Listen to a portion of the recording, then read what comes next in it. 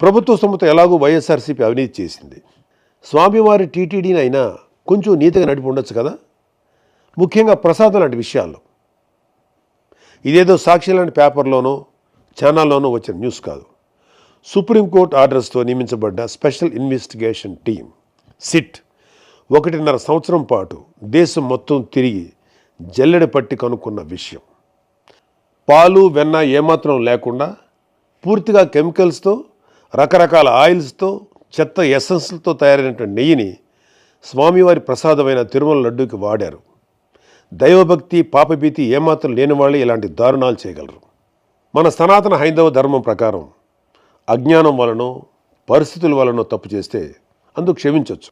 ఈ విషయం శ్రీకృష్ణ భగవానుని భగవద్గీతలో, ఆది శంకరాచార్యుల అపరాధ క్షమాపణ స్తోత్రంలో కూడా ఉంటుంది.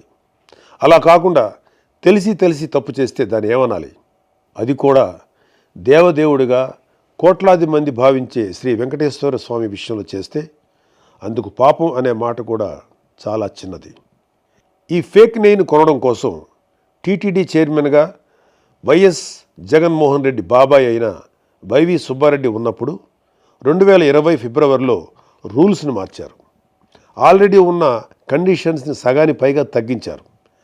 అనర్హులైన ఈ ఫేక్ గీ సప్లయర్ బ్యాచ్ని అర్హుల్ని చేయడం కోసం తొక్కాల్సిన అడ్డదారులన్నీ తొక్కారు. ఇలాంటి వెధవ ఫేక్ సప్లయర్స్కి వీళ్ళు పెట్టిన పేరు వర్చువల్ డైరీ. ఇవి దొంగ డైరీలు. బినామీ పేర్లతో రకరకాల రాష్ట్రాల్లో ఆపరేట్ చేస్తూ ఉంటాయి. ఒక దగ్గర ఒక పేరుతో బ్యాన్ అయితే ఇంకో పేరుతో కొత్త అవతారం ఎత్తుతారు. అచ్చంగా జగన్ కంపెనీలో పెట్టుబడులు పెట్టిన దొంగ సూట్ కేసు కంపెనీలాగా.